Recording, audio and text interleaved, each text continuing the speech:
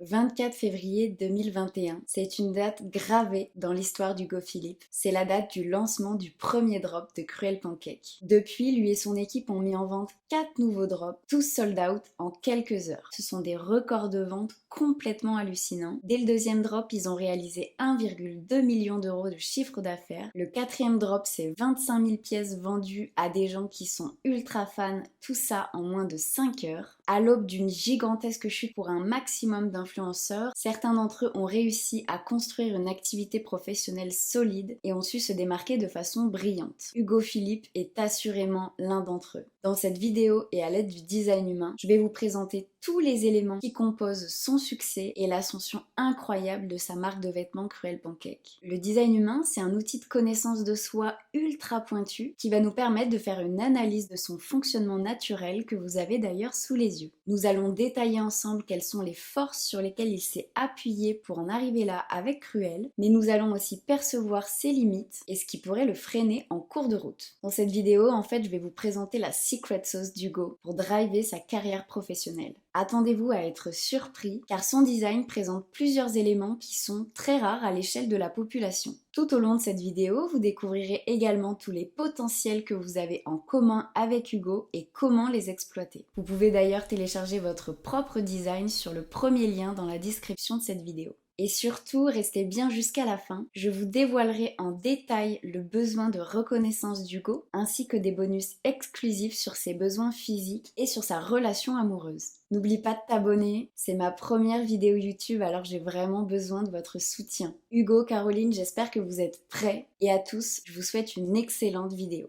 Le premier ingrédient du succès d'Hugo, sans surprise, c'est l'art de fédérer une communauté large et engagée. Je ne vais pas vous faire un tour de la théorie du design humain, le but n'est pas de vous faire un cours, mais il faut que vous sachiez qu'un design, comme celui que vous voyez apparaître à l'écran, représente toutes les parties du fonctionnement naturel d'Hugo. Toutes ces parties sont ce qu'on appelle des niveaux de lecture qui sont en fait tous empilés sur un seul et même visuel. Ce sont littéralement toutes les couches dont est composé Hugo qui sont empilées sur ce design-là. Voici une partie des niveaux de lecture que vous pouvez retrouver dans le design humain. Il y a le type énergétique, l'autorité, le profil, les centres énergétiques, les portes, les canaux et les variables. Cette liste est non exhaustive évidemment, mais c'est les niveaux de lecture qu'on va aborder dans cette vidéo aujourd'hui. Pour analyser sa façon de créer une communauté large et soudée, nous allons commencer par parler du type énergétique, le tout premier niveau de lecture du design humain. Hugo Philippe est projecteur, ça m'a beaucoup surprise dans un premier temps pour plein de raisons, puis ensuite j'ai compris. Il y a 1000 notions à expliquer au sujet du projecteur, mais je vais commencer par vous dire que ces 21% de la population sont des phares pour ceux qui veulent bien les suivre. Ces mêmes personnes voudront se rapprocher du projecteur pour qu'il les guide, pour qu'il leur montre leur propre voie. De manière générale, ce sont les meilleurs guides du design humain, c'est ceux qui savent guider de façon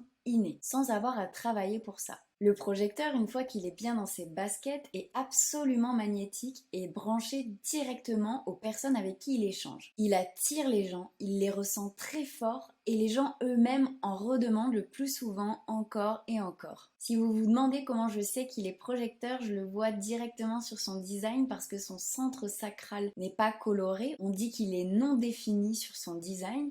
Puis je vois aussi que son centre de la gorge, malgré le fait que lui soit défini, il n'est pas directement lié avec un centre moteur. Puisque sa gorge n'est pas connectée avec un de ces 4 centres-là, alors ça fait de lui un projecteur, nous en reparlerons tout au long de cette vidéo. Nous pouvons maintenant mettre en lien son type énergétique avec son profil, qui représente sa vision de la vie et les valeurs les plus importantes à incarner pour lui. C'est ce qui s'apparente le plus au caractère en design humain. Hugo a un profil 5-2, il est donc doté d'une ligne 5 et d'une ligne 2. C'est un profil de génie qui d'ailleurs ne sait pas forcément qu'il en est un, avec une posture de mentor, ce qui va venir se rajouter à son fonctionnement naturel de projecteur. Concentrons-nous d'abord sur la ligne 5. Cette fameuse ligne 5 indique donc une posture de mentor dans sa façon d'appréhender la vie. Pour faire le lien avec sa posture face à sa communauté, cette ligne lui apporte la capacité de porter ce leadership devant un public très très large. Les lignes 4, elles, sont ici pour dealer majoritairement avec les personnes qu'elles connaissent déjà. Ce n'est pas le cas des lignes 5 qui sont ici pour s'adresser à des personnes qu'elles ne connaissent pas encore. On peut imaginer ça avec un mec conférencier par exemple, qui va délivrer son message devant une salle remplie. La mission de la ligne 5, c'est apporter des solutions universelles, c'est-à-dire des solutions qui peuvent convenir à tout un chacun, peu importe qui tu es. C'est ce que je fais par exemple avec le design humain. Cet outil s'adapte à 100% à tout le monde puisqu'il est complètement personnalisé. Hugo se débrouille très bien dans cette démarche puisque la solution universelle que lui partage, c'est le sport et plus largement le mouvement Indabank pour faire du bien au corps et à l'esprit. Avec un profil 5-2, il y a comme je vous le disais un côté petit génie et un côté mentor. On en déduit donc naturellement que c'est son petit génie qui va nourrir sa posture de mentor, que l'on peut d'ailleurs bien observer via son compte Instagram. Si on regarde plus précisément, on peut observer son centre de la gorge dans lequel sa porte 8 est active. Le centre de la gorge, c'est tout ce qui concerne la communication et la puissance d'action. La porte 8, c'est la porte de la solidarité et de la contribution. Ça amène une envie naturelle de partager, je dirais même un besoin de partager le plus largement possible pour réussir à contribuer sur le plan collectif. Évidemment, il y a plein de façons de vivre cette porte. Ce sont des personnes qui savent aussi relier les gens, relier les causes intelligemment,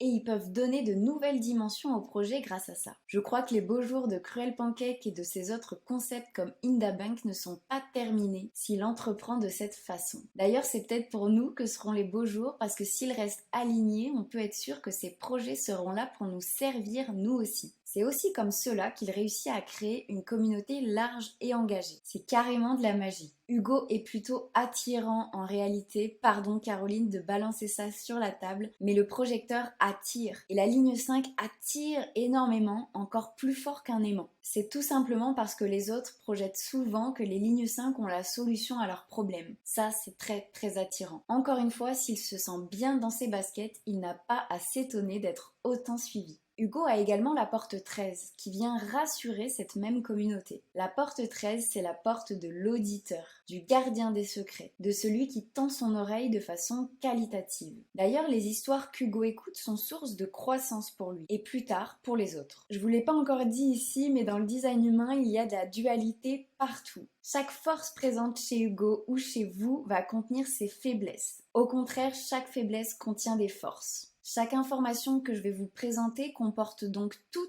avantage et inconvénients. Évidemment, dernier détail à ce sujet qui va plutôt de soi, mais je le dis quand même, mieux on va et plus on se frotte aux avantages de notre design, et à contrario, moins bien on va et plus on va se frotter à ses inconvénients. Ici, c'est le brouillard et c'est les mauvais côtés de nous qui ressortent. Donc évidemment, dans toutes les parties de son design, Hugo devra travailler pour aller chercher les avantages, les bénéfices de qui il est, plutôt que l'inverse. Si on en revient à sa porte 13, l'inconvénient qu'elle peut avoir, c'est évidemment de faire des histoires qu'il entend des ragots, de se détacher de sa compassion ou encore de son don d'écoute. C'est une zone de la vie d'Hugo qui est particulièrement importante à expérimenter puisque sa porte 13 se situe en terre consciente, juste ici. Ce qui veut dire que sa capacité d'écoute peut lui permettre de trouver de l'ancrage, d'améliorer sa réceptivité, d'améliorer carrément sa capacité de réception face à ce que la vie a lui proposé finalement. Quand on est doté de cette porte, les autres viennent naturellement être écoutés.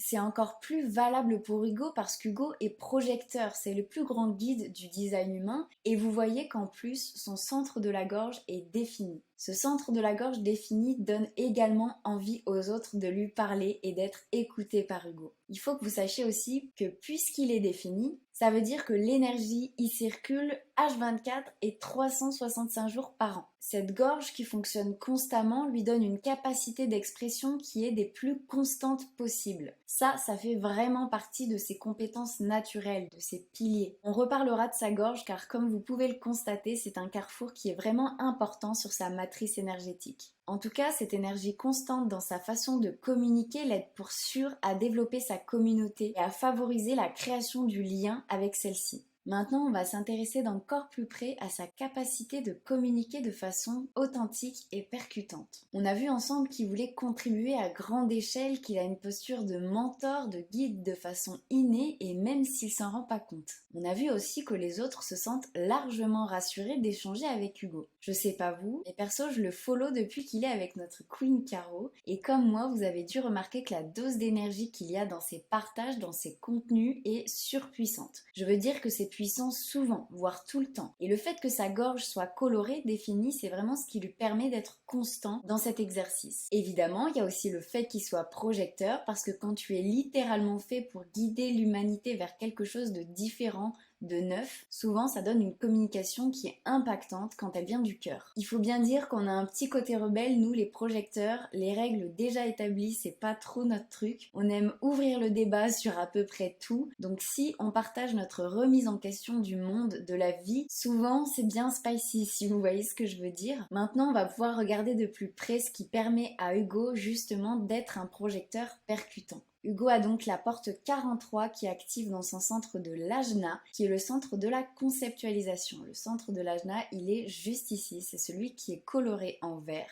Et la porte 43, c'est la porte des découvertes intuitives. Voilà un premier point qui permet à Hugo de surfer sur son intuition pour rendre sa communication brute et authentique. Regardez sa porte 23, elle est directement connectée à son centre de la gorge avec son canal 43-23. Donc finalement, si je vulgarise un peu le tout, le trajet entre ses intuitions et sa gorge est carrément direct, comme si son intuition passait directement par sa gorge finalement. Cette porte se doit d'être incarnée avec justesse malgré tout, il faut que les concepts qui découlent de l'intuition soient partagés au bon moment, une fois qu'ils sont réellement intégrés. C'est comme cela que ces partages peuvent faire évoluer la pensée collective. En tout cas, son intuition à Hugo, elle est faite pour ça. En face de sa porte 43, il y a la porte 23 et pour soutenir justement cette intuition qui est techniquement tout le temps là, cette porte 23, elle va permettre à Hugo d'assimiler et de venir transmettre justement tout ce qui découle de cette fameuse intuition. Ce sont des gens qui sont donc vraiment percutants lorsqu'il y a transmission de connaissances ou d'expériences. C'est toujours important de ne pas se presser pour que cette porte 23 permette à Hugo d'exprimer son intuition de façon claire. Je vous l'ai dit, ces deux portes ensemble forment un canal, le 43-23. C'est le canal de la structuration qui permet très logiquement d'assimiler tout ce qui découle de l'intuition et de le transformer en concept simple. Les hôtes de ce canal sont des gens complètement visionnaires avec des idées avancées et qui peuvent d'ailleurs déstabiliser les autres. Attention une énième fois à attendre d'être prêt pour partager, sinon ça peut créer des malentendus basés sur des concepts un peu flous et archi fougueux parfois. Donc Hugo peut être amené à perdre son calme aussi face à l'incompréhension des autres.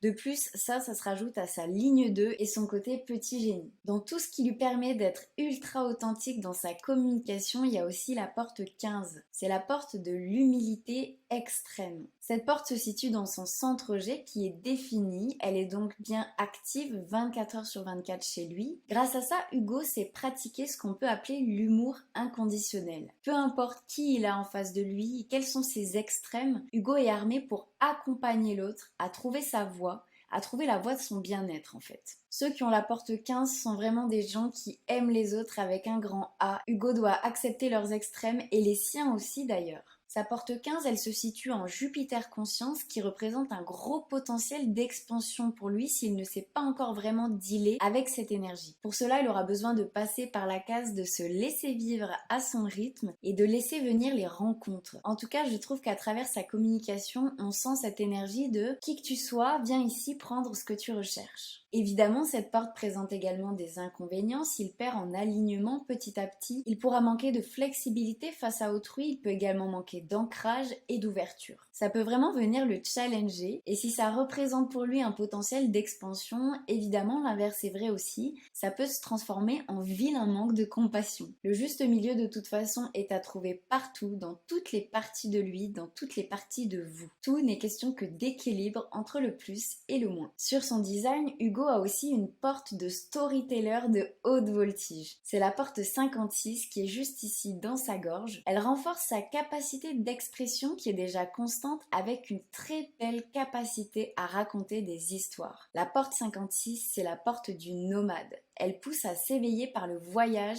par les nouvelles expériences, puis à raconter les histoires vécues et passées. Aussi, puisque la posture de nomade se trouve dans sa gorge, c'est tout naturellement que le voyage est lié avec sa façon de raconter des histoires. Les gens qui ont cette porte incarnent leurs histoires et les moments où ils les racontent avec beaucoup d'audace et d'émotion. Ils sont captivants, clairement on en redemande encore et encore. C'est clairement ce qui se passe pour Cruel Pancake et c'est ce qui se passera pour tous ses prochains projets si Hugo reste aligné. Il n'a qu'à faire reposer son storytelling sur ces fameuses histoires pour qu'il soit puissant. En réalité, il y a beaucoup d'éléments sur le design d'Hugo qui nous parlent de sa capacité de partage, de sa bonne posture pour entretenir la curiosité et l'engagement de sa communauté. D'ailleurs, le fait qu'il communique sur des sujets brûlants n'est a priori pas gênant, même si en tant que projecteur, il aura besoin de phases de repos total. C'est quelque chose que je répéterai sûrement dans cette vidéo car si tout son design fonctionne bien, c'est à condition qu'il accepte de faire de vraies pauses nourrissantes. Pour ça, il aura besoin de sortir de l'aura des générateurs parfois pour régénérer le fond de ses batteries en fait. Ça va lui permettre d'expérimenter une plus grande ouverture, une plus grande réceptivité et une plus grande puissance. Nous allons d'ailleurs aborder maintenant le sujet de son énergie vitale. Je pense vraiment que vous le sentez comme moi, il y a énormément d'énergie qui ressort de son contenu. Même quand le mec danse dans sa voiture, son énergie me percute. Il faut dire qu'il a de bons goûts musicaux, certes ça aide, mais je ressens ça à travers 90% de son contenu, si ce n'est plus. Alors, pour distribuer autant d'énergie, on peut se demander quels sont les fils qui sont branchés énergétiquement chez Hugo. Comment fonctionne l'énergie chez lui? On va d'abord s'intéresser au centre sacral, c'est le centre qui concerne l'énergie vitale.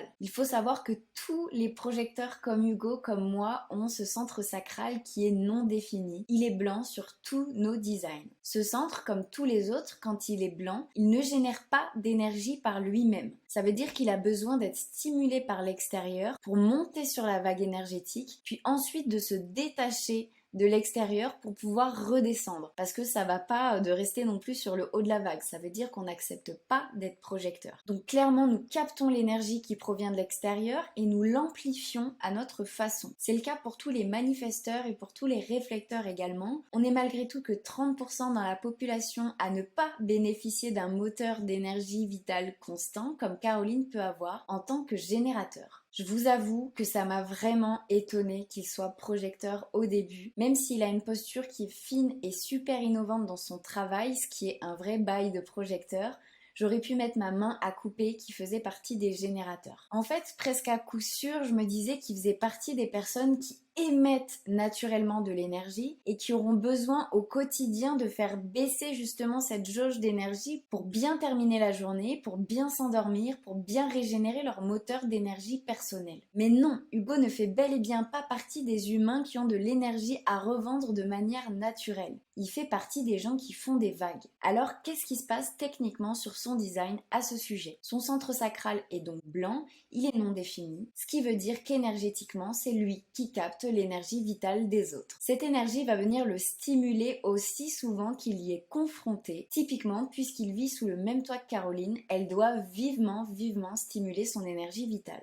Elle vient en fait techniquement activer son centre sacral comme on le voit sur leur charte composite. Leur charte composite, c'est ce qui représente leur design quand ils sont ensemble. C'est la somme de leurs deux designs, c'est le mélange de leurs deux fonctionnements naturels. Donc sur cette charte composite, en bleu c'est Hugo, tout ce qui appartient à Hugo, et en vert c'est tout ce qui appartient à Caroline. En tout cas, on peut voir que c'est bien Caroline qui active ce centre sacral quand eux deux sont ensemble. Cette énergie qu'il capte chez Caroline et chez tous les autres générateurs et manifesting générateurs qu'il croise, comme je vous le disais, elle est également amplifiée par Hugo. Il peut surfer dessus pendant toute une journée. Par exemple, le fait d'aller travailler en coworking lui permet vraiment d'infuser l'énergie des autres, d'activer son sacral comme avec Caroline, tandis que travailler à la maison impliquera qu'il surfe sur sa propre énergie, qui sera du coup bien plus calme. Je pense qu'Hugo se frotte aux humains et aux environnements de bonne qualité, qu'il a fait de bons choix à ce sujet, grâce à son centre G notamment, qui lui donne la direction, la meilleure direction pour lui. Les énergies de qualité qui gravitent autour de lui favorisent largement la création de sa propre énergie, pour la simple et bonne raison qu'il amplifie tout ce qu'il trouve autour de lui. Il faut dire qu'il a quand même 6 centres non définis qui sont blancs sur son design, et ces centres-là, ce sont donc des filtres par lesquels Hugo absorbe tout. Dites-vous bien que comme tout, ce fonctionnement énergétique présente avantages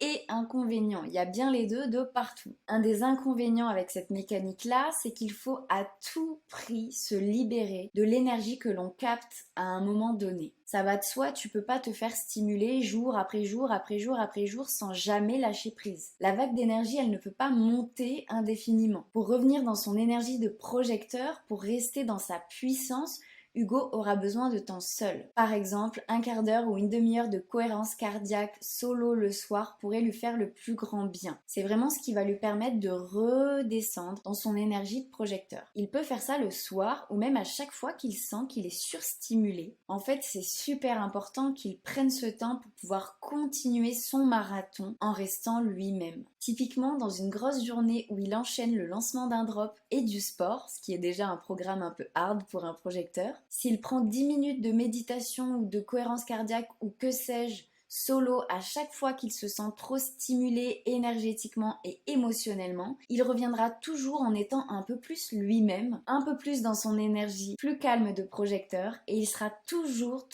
plus à même de prendre ses décisions. Le fait de prendre cette habitude peut vraiment te permettre, Hugo, de rester ancré jour après jour. Ça vient aussi éviter de tomber dans l'addiction de la présence des autres. On peut appeler ça l'ivresse du sacral défini. Quand nous, on n'est pas doté d'un sacral défini, on va se frotter à ceux qui l'ont constamment pour ressentir cette ivresse d'énergie constamment. En soi, tout est une question d'équilibre. Ce qu'il faut retenir, c'est que l'énergie des autres a le potentiel de nous aider à faire ressortir le meilleur de nous-mêmes. Il faut juste accepter de redescendre de la vague de temps en temps. Il faut que vous sachiez et que vous gardez en tête aussi que c'est pas parce qu'on n'est pas doté d'énergie vitale constante qu'on n'est pas armé pour réussir sa vie. Pour tout vous dire, carrément, les projecteurs sont directement branchés au succès. Et techniquement même en plus. Nous sommes faits pour ressentir les autres et le succès de manière directe. Et ce succès viendra très certainement de sa façon de guider les autres et de guider le monde vers quelque chose de nouveau. En vrai, je trouve qu'il distribue tellement d'énergie pour un projecteur. Je me dis que l'énergie auquel il se frotte et ce qu'il en fait, c'est vraiment incroyable. Ce n'est pas un processus d'énergie commun comme vous pouvez le constater, mais il a l'air de malgré tout bien le gérer. Il se bouge et il s'est vraiment créé un mindset de guerrier pour ne pas se laisser aller finalement dans le creux de la vague du projecteur. Il ne reste plus qu'à savoir si Hugo accepte de surfer sur sa vague énergétique pour pouvoir perdurer comme ça sur le long terme. Est-ce qu'il accepte de se reposer de temps en temps? Hugo, si jamais tu veux nous faire un retour sur ce sujet, on veut savoir. Non, je rigole, en vrai, c'est moi qui veux surtout savoir comment tu fais. En réalité, ton expérience sur cet aspect de ta vie vaut de l'or pour tous les projecteurs et tout ça, même si tu le sais pas encore. Maintenant, nous allons parler de son âme de leader. Vous allez constater comme moi que la liste de ce qui fait de lui un leader est clairement longue comme mon bras. Déjà, quand on observe son design globalement, qu'est-ce qu'on voit? On voit qu'il n'a que très peu de centres définis sur le bas de son design.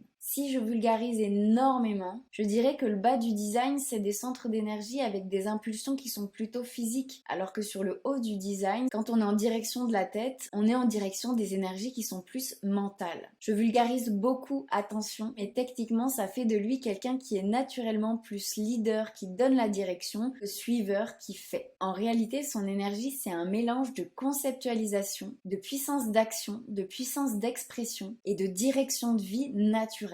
Il y a également le profil d'Hugo qui rejoint archi précisément cette idée. J'adore ce niveau de lecture parce que dans le design humain, je vous le disais, c'est ce qui s'apparente le plus à notre caractère. C'est les lunettes avec lesquelles on regarde notre monde, c'est notre vision des choses. Je dis souvent que ce sont les valeurs les plus importantes à incarner pour nous. Ce sont nos priorités. Je vous le disais tout à l'heure, Hugo a un profil 5-2. La ligne 5, c'est une posture de mentor et la ligne 2, une ligne de petit génie qui n'est pas vraiment au courant qu'il est doué. De plus, sa ligne 2 est placée du côté inconscient, sur la partie rouge. Et donc, ça doit être particulièrement corsé pour lui de comprendre d'où viennent précisément ses talents. Mais clairement, le combo de ces deux lignes est un cocktail qui est étroitement lié à son leadership naturel. Il faut savoir aussi que ce profil, il est plutôt harmonique, dans le sens où la ligne 5, elle sait. Et elle sait qu'elle sait. Et là, pour le coup, chez Hugo, elle se place du côté conscient, sur la partie noire, la partie de droite. La ligne 5, elle va donc aider Hugo à faire le premier pas, à se jeter dans le vide, pour ensuite laisser son génie œuvrer. Ce profil, c'est celui des chercheurs en solutions, le plus souvent en solutions pratiques. Ça fait de lui un bon meneur et donc un bon dirigeant. Si on reprend à la base, le projecteur est déjà un leader, le profil 5-2 aussi. Regardons de plus près ce qui va dans ce sens sur le reste de son design. Il y a donc son centre G déjà. Ce centre-là, quand il est défini, coloré sur votre design, il représente une réelle boussole intérieure, personnelle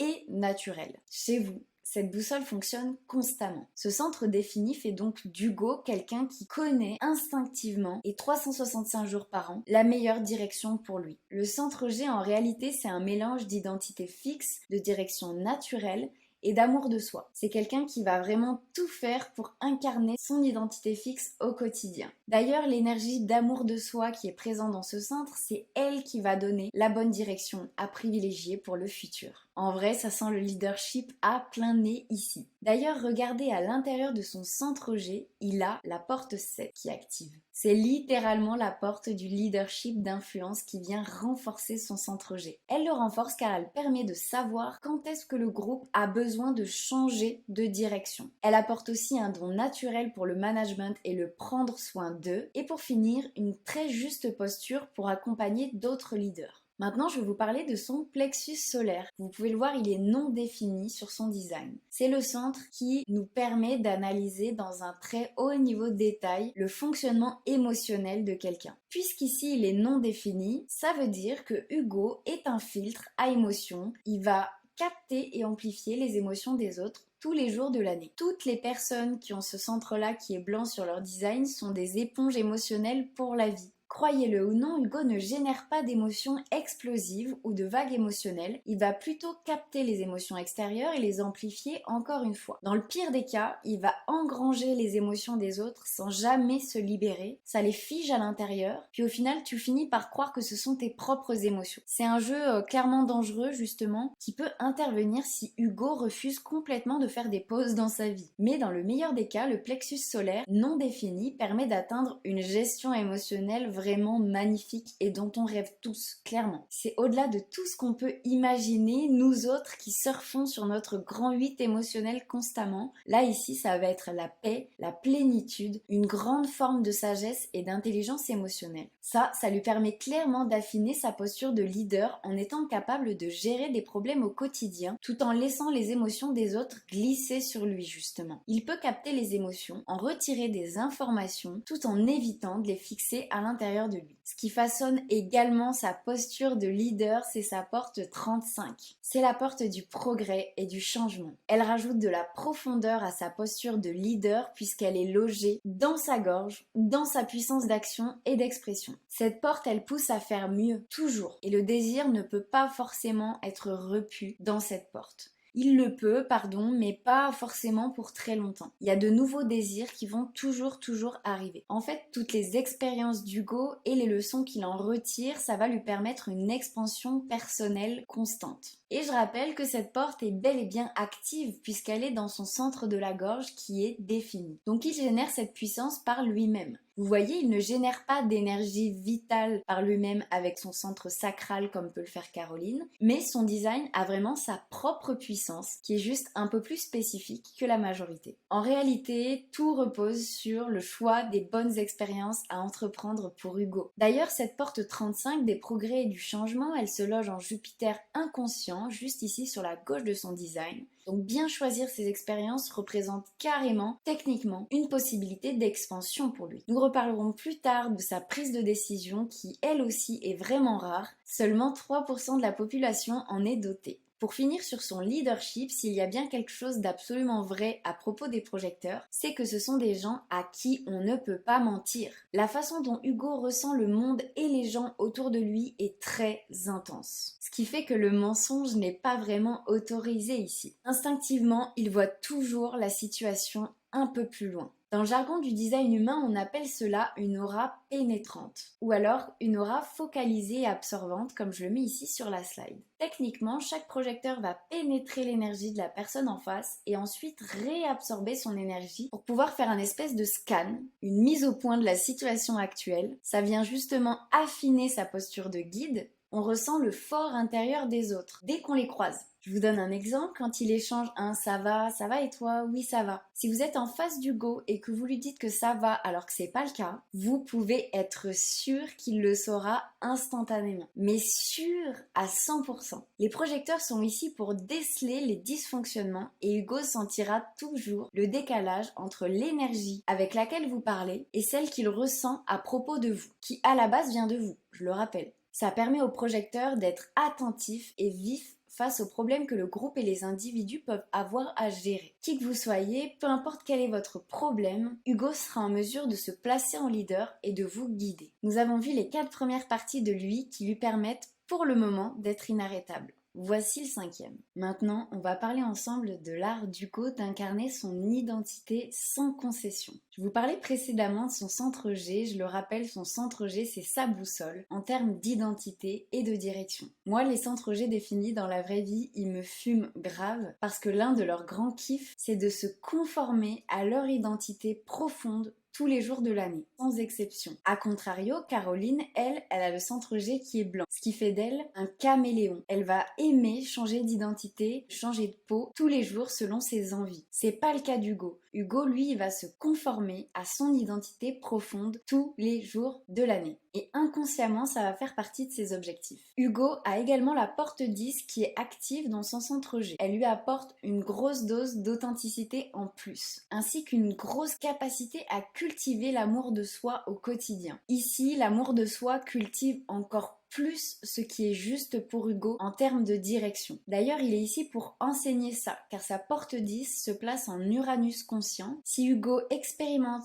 incarne et travaille autour de cette porte, il sera en capacité de transmettre l'amour de soi au quotidien. Il pourra même exceller dans ce domaine. Ce centre G, de manière globale, est tout ce qui le pousse à incarner son identité à tout prix. Mais de quoi est faite l'identité d'Hugo ? Très techniquement, si je fais un mélange des portes de son centre G, je dirais que l'identité d'Hugo est composée d'humilité extrême, d'amour de soi et des autres, de son leadership, de sa créativité aussi, et de sa capacité d'écoute. Retenez bien que ces 3 centres définis qu'on voit apparaître sur son design, donc son ajna, sa gorge et son centre G, et toutes leurs spécificités, de toute façon, ces centres-là drivent l'énergie d'Hugo. Et surtout, c'est là où ça ne concerne qu'Hugo, puisqu'il produit ses énergies de lui-même, sans avoir besoin de personne autour. Donc ce qui le drive en général, c'est sa forte identité, ses capacités d'expression constante, sa puissance d'action et de conceptualisation des idées également. En réalité, tout son design représente son identité de façon générale, et surtout toutes ses portes actives dans ces 3 centres-là. Mais grâce au centre G, on peut observer et analyser son identité de manière plus spécifique. En réalité, je trouve qu'il y a une autre de ces portes qui se raccroche vraiment fort à son identité. Elle se situe dans sa gorge, c'est sa porte 16, la porte de l'enthousiasme et du talent.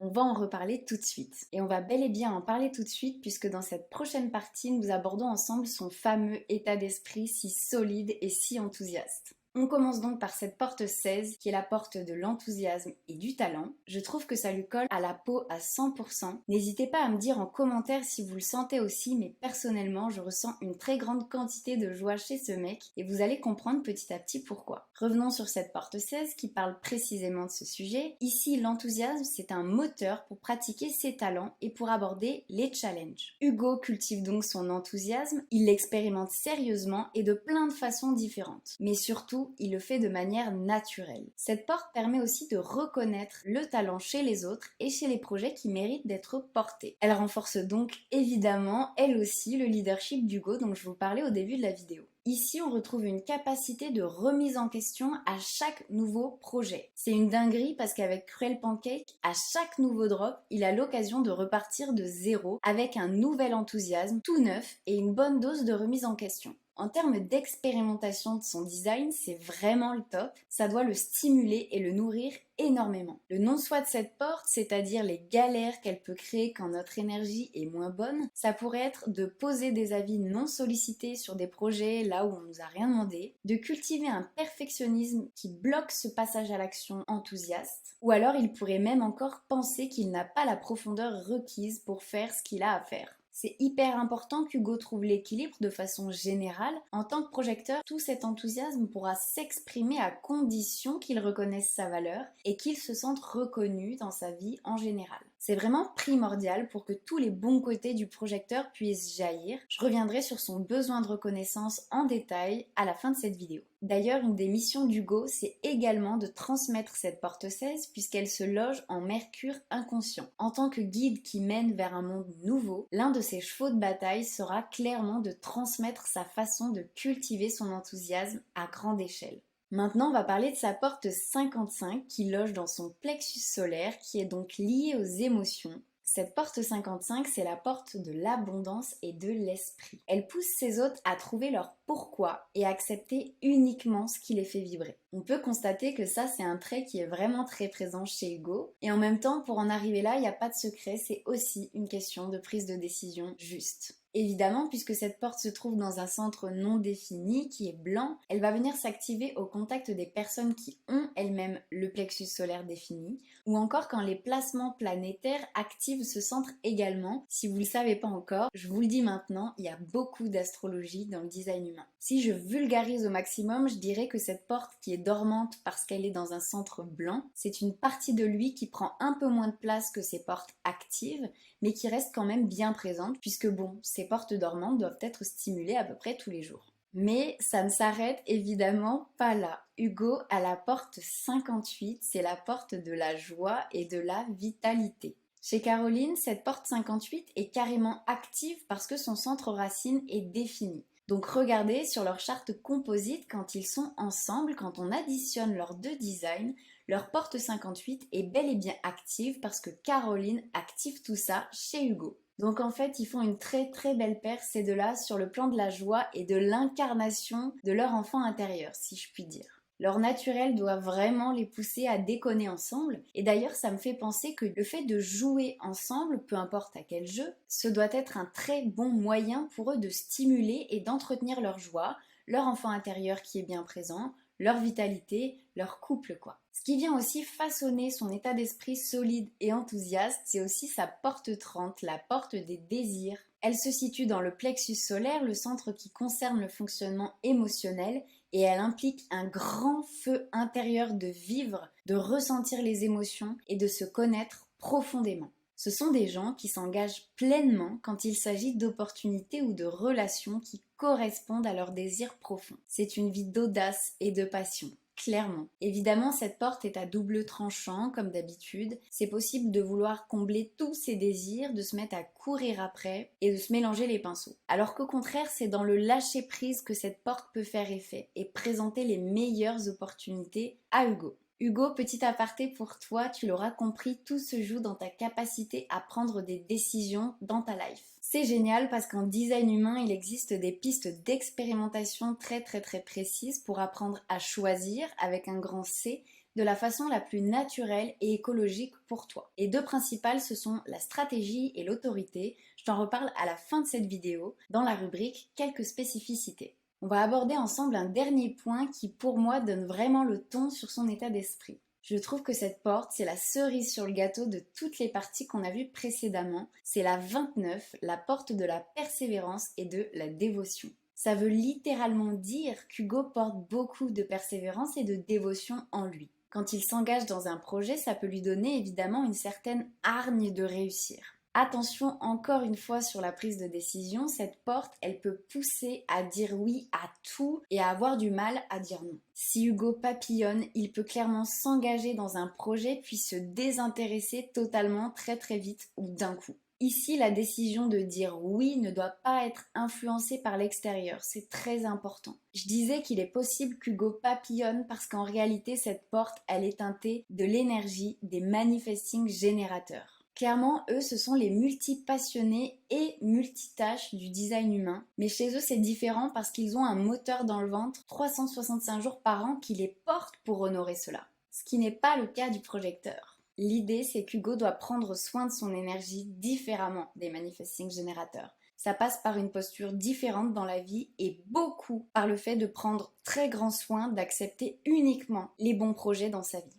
Cette dernière porte, elle le rend donc persévérant, dévoué, en plus d'avoir le feu de vivre et d'être enthousiaste de façon durable. Parlons maintenant de son focus, aka sa capacité à rester concentré sur ce qu'il y a de plus important. Je vous le disais tout à l'heure, Hugo porte en lui déjà un très haut niveau d'enthousiasme qui le pousse vers l'avant pendant l'effort. Sur son design, il y a d'autres choses qui vont venir affiner sa capacité de focus. Pour commencer, il y a la porte 52, c'est la porte de la perspective. Elle se loge dans le centre racine, elle est donc naturellement liée à une énergie de pression physique. En fait, cette porte canalise justement la pression qu'Hugo reçoit dans sa racine pour se concentrer sur une seule chose à la fois. Caroline a également cette porte. En vrai, ils ont plusieurs portes en commun. Comme tout à l'heure, cette porte est bel et bien active chez eux quand ils sont ensemble. Donc je disais, cette porte 52, elle génère une certaine pression qui aide Hugo à se focaliser, à se concentrer quand il est en train de faire des petits pas vers son objectif. Cette porte, elle apporte aussi des perspectives que d'autres n'ont pas, ce qui se rajoute à tous les côtés petits génies d'Hugo dont on va reparler un peu plus tard, dans une partie qui est exactement faite pour ça. D'ailleurs, sa porte 52 se loge en Mars inconscient,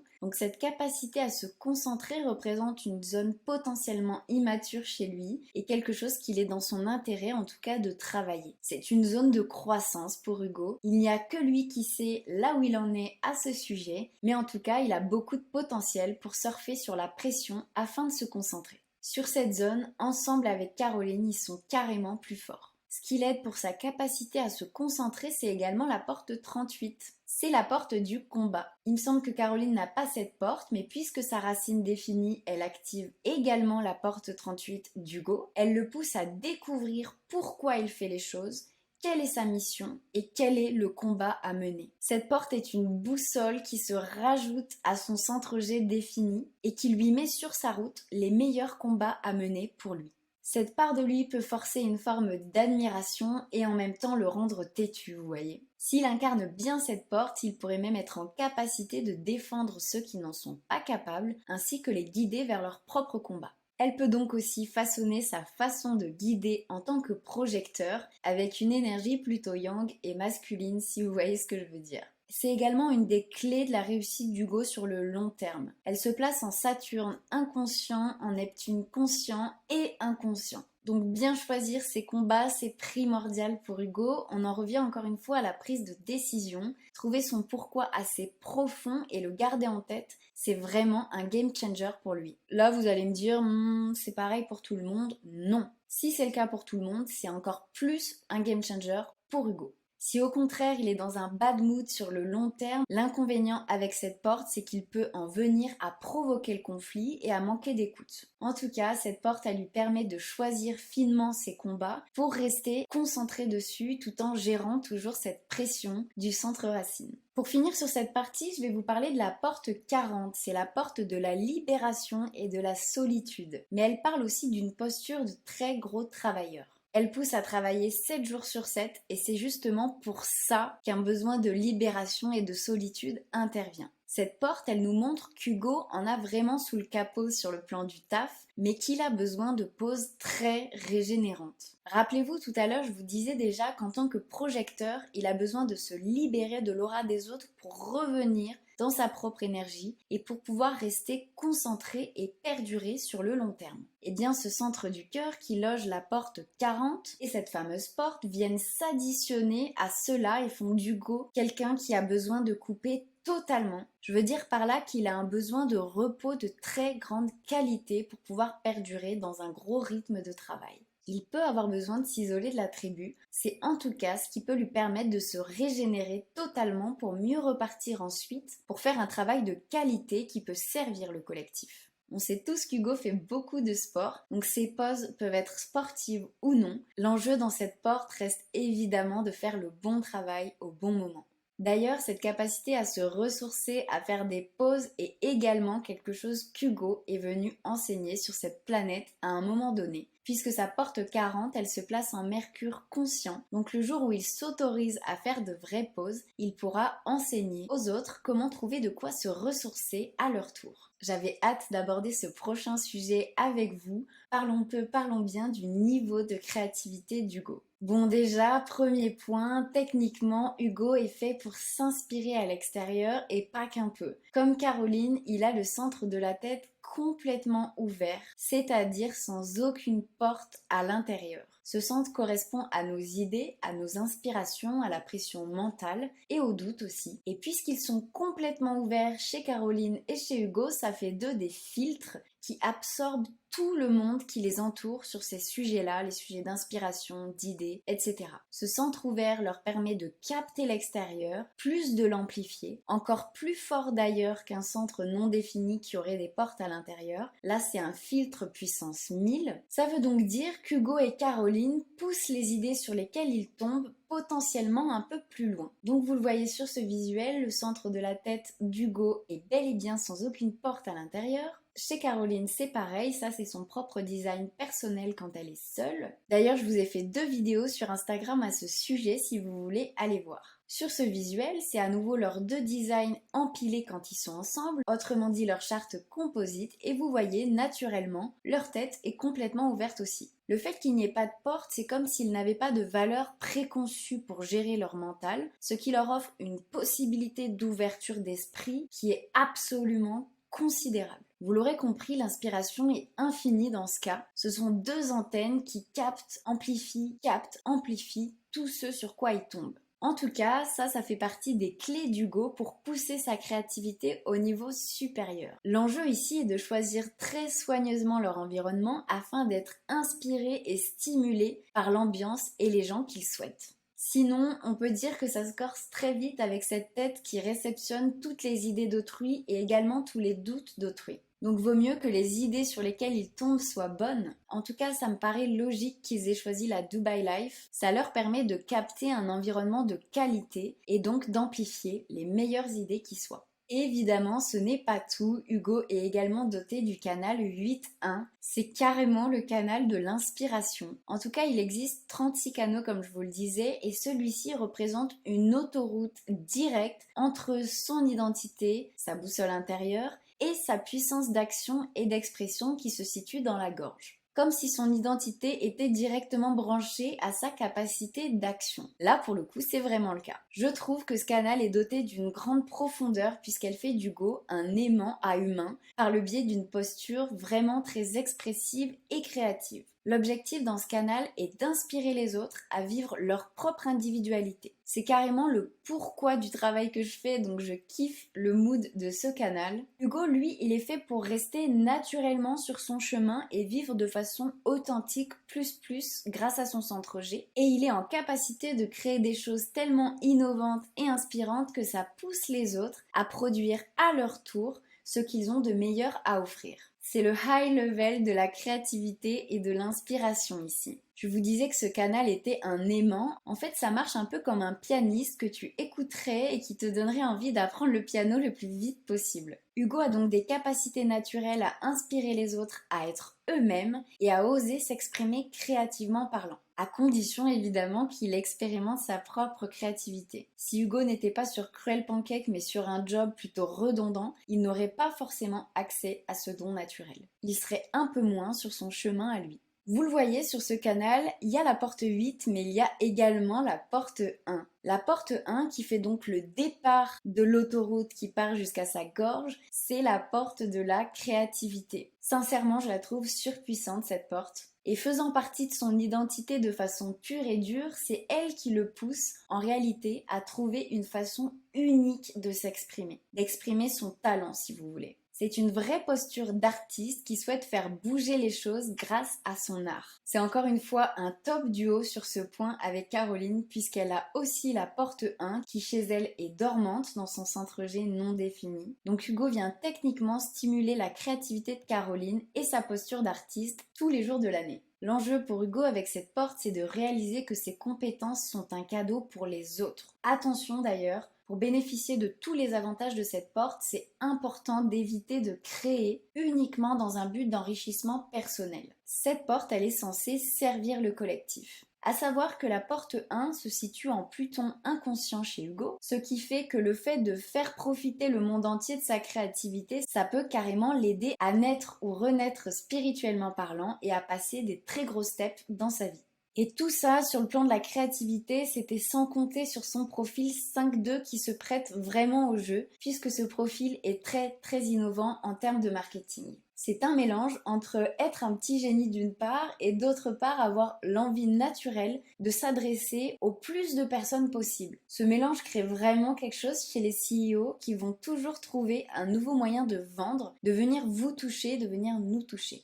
Avec tout ce panel de force de création, on peut dire que ces projets ont de très beaux jours devant eux. Dans la prochaine partie de cette vidéo, on va parler d'un sujet qui vient justement se greffer à son niveau de créativité, puisque nous allons parler de son génie. On va rester rapidement sur sa fameuse ligne 2 qui le rend très ingénieux de base. Il faut bien comprendre que cette ligne 2 surplombe presque tout sur son design, elle va beaucoup intervenir dans ses valeurs au quotidien. C'est la posture du mec qui respire le génie dans son domaine d'expertise mais qui ne saura pas forcément dire comment est-ce qu'il en est arrivé là. Ce sont des gens qui n'apprennent pas dans les bouquins, ils apprennent dans la vie, contrairement à une ligne 1 qui se construira majoritairement sur ce qu'il a étudié. D'ailleurs, puisque les lignes 2 n'apprennent pas de façon scolaire, en étant jeunes surtout, ça peut leur arriver d'être un petit peu limités sur le plan pédagogique. En tout cas, ils peuvent manquer de pédagogie. Puisqu'ils ne réalisent que vaguement leur zone de génie et comment ils en sont arrivés là, ça peut être dur de transmettre tout ça ensuite. En vrai, depuis tout à l'heure, je vous dis qu'Hugo est beaucoup censé transmettre pour se réaliser pleinement sur plein d'aspects dans sa vie. Faut savoir que cette ligne 2 peut représenter un challenge pour effectuer ça. Dans tous les cas, comme je vous l'ai déjà dit également, la ligne 2, elle a besoin de repos pour faire briller son génie. Dans le jargon pur du design humain, on appelle la ligne 2 l'ermite. Donc vous voyez le délire. Et puisque cette ligne 2 se place dans la partie inconsciente de son design, la partie rouge, c'est tout à fait possible qu'il ne se rende pas compte qu'il a besoin de faire des pauses. C'est une dissonance qui se crée et qui est spécifique à la composition de son profil qui est plutôt rare du coup. Parce qu'il a un profil 5-2, mais il aurait très bien pu avoir un profil 2-5, en sachant qu'en tout, il y a 6 lignes, 12 profils différents. J'espère que vous me suivez. En tout cas, c'est une mécanique qui peut se créer chez les personnes qui ont son profil, à voir comment Hugo le vit et si cela résonne chez lui. Plus techniquement, Hugo a aussi son centre de l'ajna qui va l'aider à concevoir de manière ingénieuse au quotidien. Déjà parce que comme vous le voyez, il est défini sur son design, ce qui veut dire qu'il génère de l'énergie par lui-même constamment. Ce centre est celui de la conceptualisation des idées. Si je grossis le trait, on peut dire que les idées sont créées ici dans le centre de la tête, puis elles descendent ensuite dans l'usine à idées que représente le centre ajna, qui va justement trier, concevoir, organiser, pour qu'ensuite ça descende dans la gorge, là où se situe la concrétisation des choses. Son ajna donne aussi à Hugo un très haut niveau de logique qui est d'ailleurs accentué grâce à sa porte 47.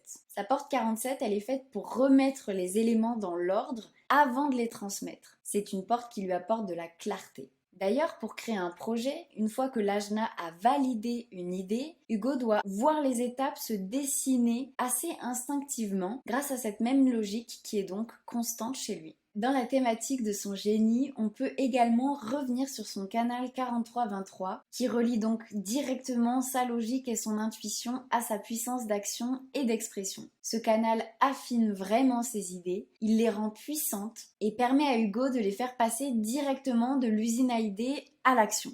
De plus, c'est également une énergie qui va venir fluidifier la transmission de ces idées qui techniquement ont pas mal de chances d'être un peu farfelues et donc compliquées à expliquer. Ici, ce canal représente l'une de ses forces parce qu'il va lui permettre de transmettre clairement des concepts compliqués. Pour moi, il y a encore autre chose qui façonne son génie, c'est la porte 44, la porte des schémas. Déjà, cette porte fait de lui quelqu'un qui a une capacité de survie naturelle sur le plan monétaire. Hugo va être amené à utiliser ses souvenirs pour vendre ou encore pour se vendre, ce qui est clairement un good deal pour lui. Cette énergie, elle fonctionne ainsi parce qu'ici, c'est la mémoire cellulaire du corps qui se souvient des schémas du passé. On peut carrément imaginer que le corps d'Hugo se souvient des process utilisés par le passé, il repère ceux qui ont marché, il les transforme pour ensuite les utiliser de la façon la plus ingénieuse possible. Hugo, j'ai hâte de savoir si c'est quelque chose que tu ressens chez toi. Le dernier point qui va vraiment appuyer son génie, c'est sa porte 14, la porte de la prospérité et du savoir-faire, messieurs, dames. C'est une porte puissante qui, quand on est aligné, engendre richesse, pouvoir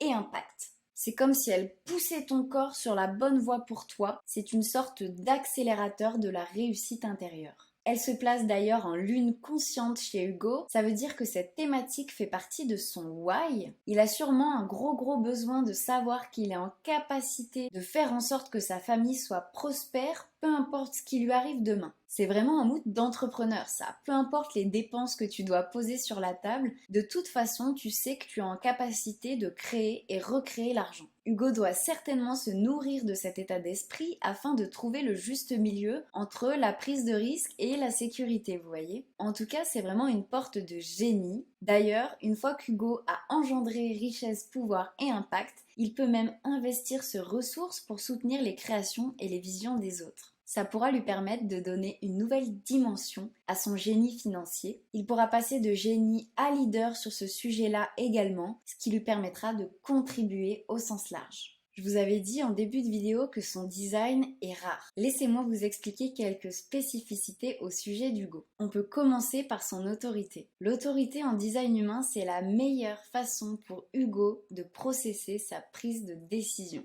Il en existe 8 en tout. Les 3 autorités les plus connues sont les autorités émotionnelles qui représentent 46% de la population comme je vous le montre sur mon propre design en haut du visuel. Il y a aussi l'autorité sacrale comme Caroline Receveur qui représente 34% de la population ou encore l'autorité splénique qui est valable pour 10% de la population et qui est ici une prise de décision purement basée sur l'intuition. Eh oui, on vous dit souvent de prendre vos décisions grâce à votre intuition, lorsqu'en réalité, il y a uniquement 10% de la population qui est techniquement en capacité de le faire.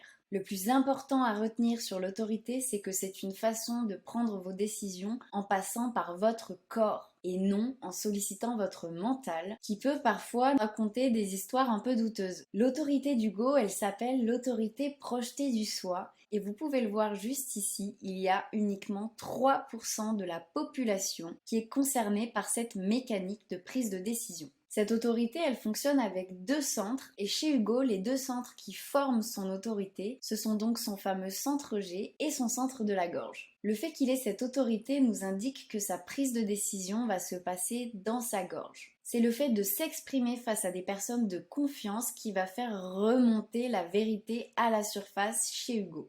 Clairement, un bon brainstorming avec l'un de ses humains favoris peut vraiment représenter la clé à toute phase de confusion chez Hugo. En parlant, la bonne réponse va tout simplement remonter jusqu'à sortir. Attention, cette autorité n'indique pas de prendre en compte l'avis des autres pendant les échanges. Au contraire, tout se passe dans son corps à lui. À force de faire circuler l'énergie dans sa gorge, à force de s'exprimer sur le sujet en question, Hugo va ressentir un moment de vérité qui peut se vivre de plein de façons différentes, mais pour imager, ça peut être un sentiment de vérité qui envahit tout ton corps instantanément. La réponse, elle ressort spontanément de l'intérieur finalement. C'est d'ailleurs une autorité qui processe rapidement. Il y a tout le panel de rapidité dans les autorités. L'autorité de Caroline par exemple, elle est immédiate si elle est bien connectée à son corps. La mienne, l'autorité émotionnelle, au contraire, il faut laisser passer quelques jours pour que ma vague émotionnelle se régule avant de choisir. Mais attention, il y a aussi les réflecteurs qui représentent 1 seul % de la population et pour qui il est intéressant de maturer une grosse décision à prendre pendant au moins 3 semaines, le temps qu'ils vivent un cycle lunaire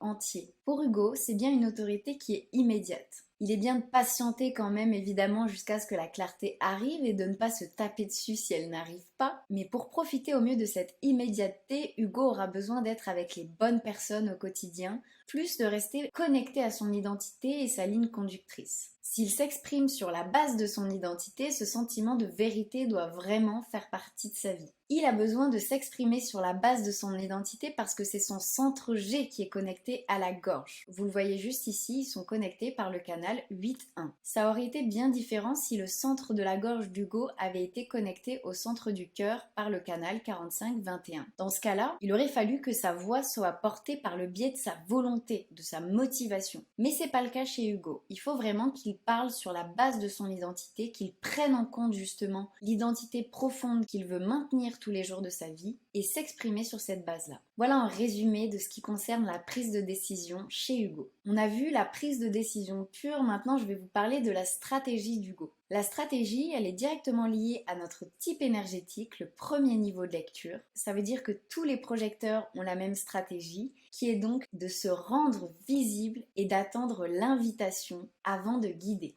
Caroline, elle, sa stratégie en tant que générateur, c'est de se rendre visible, d'attendre et de répondre à ce que la vie lui propose avec son sacral qui lui donne les réponses instantanément en lui créant des sensations corporelles qui vont dire plutôt oui ou plutôt non sur l'activité en question. Chez Hugo, rien à voir. Il n'y a pas de moteur qui répond oui-non. Rappelez-vous, je vous le disais au début, il y a une posture de guide. Il fait bel et bien partie des meilleurs guides naturels sur cette planète. Il n'a pas besoin d'apprendre à le faire. Pourquoi ? Parce que son aura, comme on l'a vu ensemble, en tant que projecteur, elle est pénétrante. Donc il a techniquement accès au ressenti des autres, quoi qu'il en pense d'ailleurs. Et c'est cette aura qui fait de lui quelqu'un qui doit avoir des perceptions très fines de ce qui l'entoure. Cet attribut qui pourtant est technique à la base permet d'avoir des conversations de haut vol et de guider de façon précise et percutante. C'est pour cela que la stratégie d'Hugo est d'attendre l'invitation avant de guider. En réalité, tout le monde n'est pas tout le temps prêt à recevoir de l'aide de la part d'un projecteur.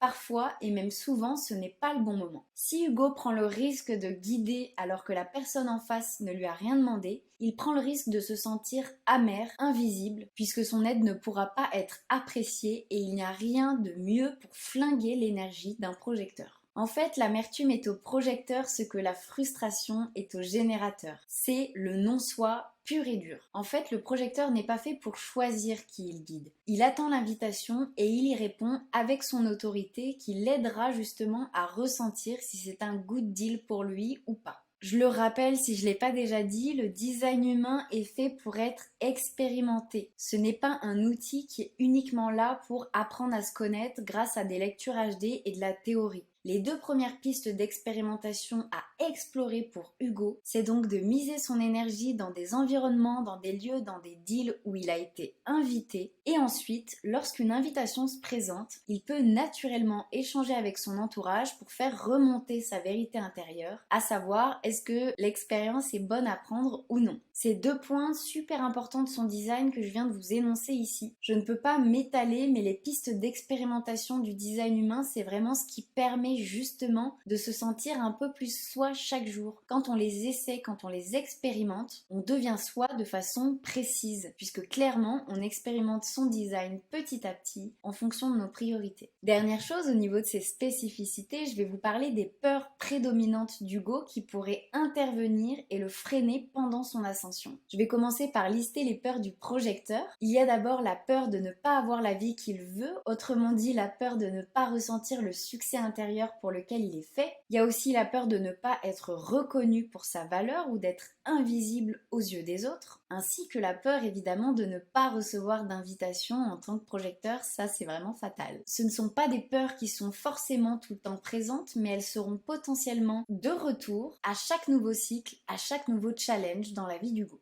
Et dernière peur, il pourrait aussi avoir une peur liée à sa porte 44 qui est la porte du passé. Rappelez-vous, la porte 44, elle se rappelle de tous les schémas et les process déjà utilisés par le passé et du coup elle peut inclure également une peur de perpétuer les mauvais schémas qui ont été entretenus par le passé. Passons maintenant à la toute dernière partie de cette vidéo, la séquence bonus sucré-salé que je vous ai promise. Hugo a la porte 59 sur son design, c'est la porte de l'intimité et de la sexualité. Cette porte présente évidemment un terrain plutôt très fertile, mais elle a également le pouvoir de permettre à Hugo de franchir tout ce qui peut nous empêcher d'être intime avec quelqu'un. Est-ce que vous voyez ce que je veux dire ? C'est peut-être comme ça en tout cas qu'il a réussi à séduire Caroline, on le saura certainement jamais. En tout cas, cette porte, elle a un fort pouvoir d'attraction pour attirer les bonnes personnes. Ça a l'air d'être drôlement valable pour le couple d'Hugo du coup. En vrai, je vais pas trop rentrer dans les détails de cette porte, comme vous pouvez l'imaginer, elle présente de gros avantages ou de gros inconvénients.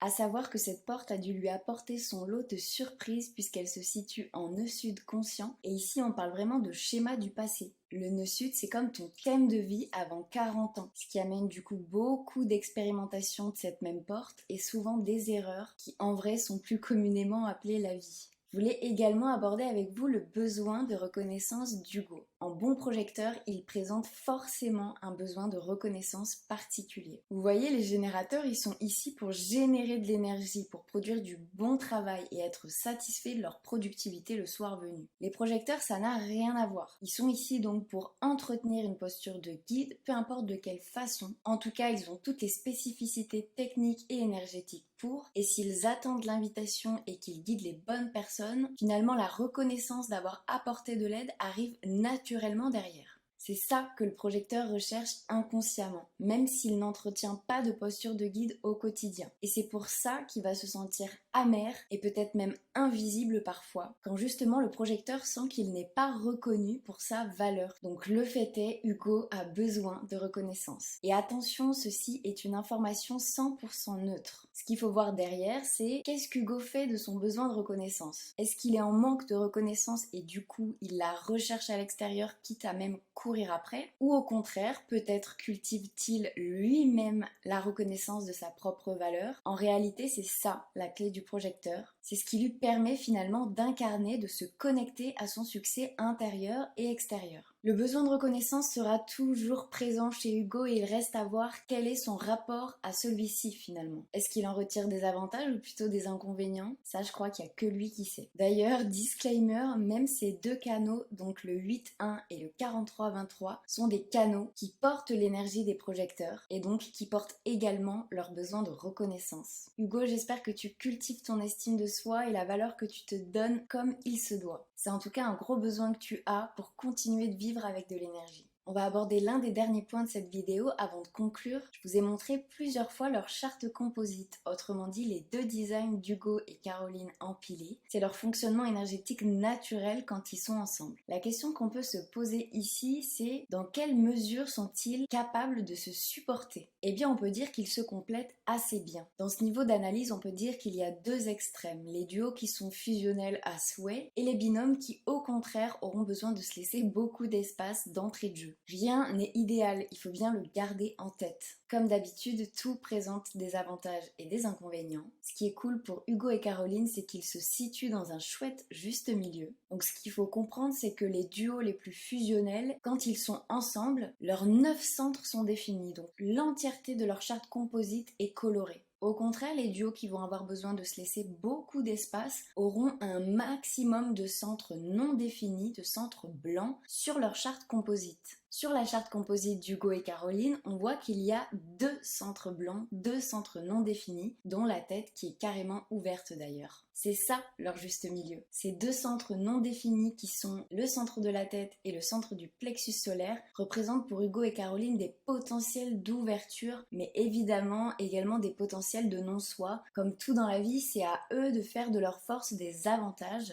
Donc on voit qu'ensemble, ils gardent leur mécanisme d'inspiration extérieure. À eux deux, ils forment une gigantesque antenne pour capter et amplifier les idées sur lesquelles ils tombent. Émotionnellement, c'est également intéressant puisqu'aucun des deux n'a le plexus solaire défini. Ça veut dire que même ensemble, ils ne sont pas sujets au grand 8 émotionnel constant. Ils doivent naturellement privilégier le calme quand ils sont ensemble. En tout cas, ils ont un potentiel justement sur le plan émotionnel pour atteindre un niveau de calme incroyable. On voit aussi qu'à eux deux, toutes les portes du centre G sont actives, ce qui leur donne une identité forte et puissante, également quand ils sont tous les deux. Regardez, on peut même analyser sur un canal précis s'il y a l'un ou l'autre qui domine sur cette même énergie. Ici, pour le canal 3313, l'énergie est fournie par les deux. C'est ce qu'on appelle des canaux électromagnétiques. Ils en ont plein d'ailleurs, ils ont le 15-5, le 2-14, le 46-29 et d'autres encore. Ce sont des canaux où leur énergie se rencontre à mi-chemin. Il n'y a aucun des deux qui est dominant. Alors qu'ici sur le canal 44-26, on voit que c'est Caroline qui est prédominante énergétiquement. C'est elle qui détient les 3/4 du canal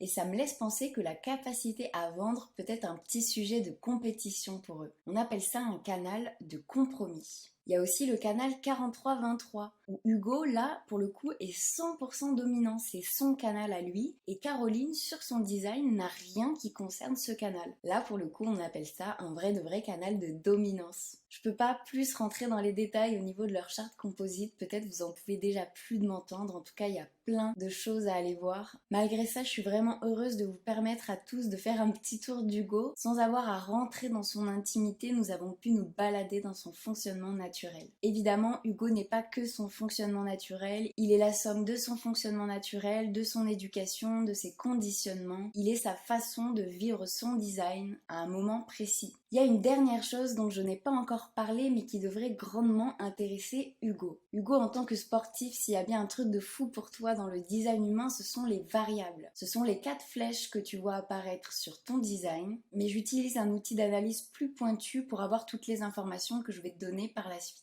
En tout cas, les variables, ce sont littéralement les besoins de ton corps pour fonctionner au mieux sur le plan cellulaire. Donc là, on parle vraiment de besoins sur le plan physique. Pour mettre ton corps dans les meilleures conditions de digestion de son environnement, de tout ce que tu vas lui proposer. Tout ce qu'on a vu ensemble jusqu'à maintenant, c'est ton fonctionnement énergétique, mais les variables nous parlent bel et bien de ton fonctionnement physique. Hugo, ça c'est ton bonus à toi. Donc les variables, elles nous expliquent les besoins de ton corps sous 4 angles différents. On peut voir ensemble quels sont tes non négociables pour digérer la nourriture au mieux, quels sont tes besoins également en termes d'environnement pour stimuler ta motivation aussi. Et le dernier point, on observe de quoi a besoin ton cerveau pour que ta perspective soit la plus juste, fraîche et claire possible. Je sais, je vous donne tous l'eau à la bouche là. Je vais vous faire un mini topo sur la variable d'Hugo qui concerne la santé et donc plus précisément l'alimentation et la digestion des aliments. Sur ces plans-là, Hugo a tout d'abord besoin de structure. C'est quelqu'un qui va pas forcément surfer sur son intuition pour se nourrir. Au contraire, il est censé avoir une approche plutôt logique du fait de s'alimenter. Genre déjà, dès qu'il y a tous les nutriments dont il a besoin dans une assiette, Hugo n'a pas besoin de se poser plus de questions que ça. Même s'il mange le même plat pendant 3 jours ou le même petit déjeuner pendant 3 semaines, tant que techniquement il se nourrit, c'est pas un souci. Il a besoin de manger simplement, pas trop d'ingrédients en même temps. D'ailleurs, l'idéal pour lui, ce sera de manger un aliment après l'autre. Hugo a également besoin de manger des aliments bruts qui sont cuisinés simplement. Ici, les aliments transformés sont à éviter. Je vais m'arrêter là pour les variables, mais Hugo et Caroline, si vous avez envie d'aller plus loin sur vos variables, n'hésitez pas, ce sera avec plaisir. L'objectif ici, en tout cas, c'est de remettre son corps dans les meilleures conditions de digestion de tout ce que vous pouvez lui proposer. Nous sommes arrivés au bout de cette vidéo. J'espère qu'elle vous aura plu et inspiré. Gardez bien en tête que c'est la façon dont Hugo se saisit de son design qui lui permet d'être puissant au quotidien. Aucun design n'est mieux qu'un autre. Il reste plus qu'à savoir comment toi tu utilises tes propres potentiels. Une des seules questions qui va rester en suspens, c'est dans quelle mesure Hugo accepte-t-il de se reposer? À quel point est-ce qu'il va privilégier un repos de grande qualité? On peut se demander aussi est-ce qu'il prend le temps de sortir de l'aura des générateurs pour régénérer son énergie jusqu'au bout. Ce sont en tout cas des questions qui peuvent potentiellement permettre à Hugo de perdurer sur le long terme. L'enjeu est d'apprendre à prendre soin de son énergie de projecteur qui effectivement est bien différente des 70% de la population qui génère de l'énergie tous les jours de l'année. Hugo, je te laisse méditer là-dessus. Clairement, ta joie et ton enthousiasme te permettront d'aller au bout de ce que tu entreprends, j'en suis sûre. La réponse au titre de cette vidéo est absolument oui. Hugo est inarrêtable, à condition qu'il soit en capacité de lâcher prise et à condition également qu'il ne focalise pas sa valeur sur le fait de faire. Les projecteurs, en réalité, ils n'ont pas besoin de ça. C'est souvent le conditionnement des générateurs qui nous pousse à faire. Mais en tant que projecteur, notre posture de guide, elle suffit, elle est puissante. Si vous avez envie d'en savoir plus sur le design de Caroline Receveur, je vous mets le lien de mon compte Instagram sous cette vidéo qui vous mènera directement à 2 vidéos la concernant. Dans la première vidéo, j'aborde plutôt ses forces et dans la seconde vidéo, ses potentielles faiblesses. Si vous souhaitez découvrir les fondations du design humain et les bénéfices qu'il pourrait vous apporter au quotidien, vous pouvez aussi cliquer sur l'un des premiers liens dans la description de cette vidéo et vous pourrez découvrir ma mini formation offerte qui s'appelle Le design humain pour les nuls. En tout cas, j'ai été ravie de passer ce temps avec vous, de vous permettre de connaître plus en profondeur Hugo et sa réussite. Et je vous dis à très vite.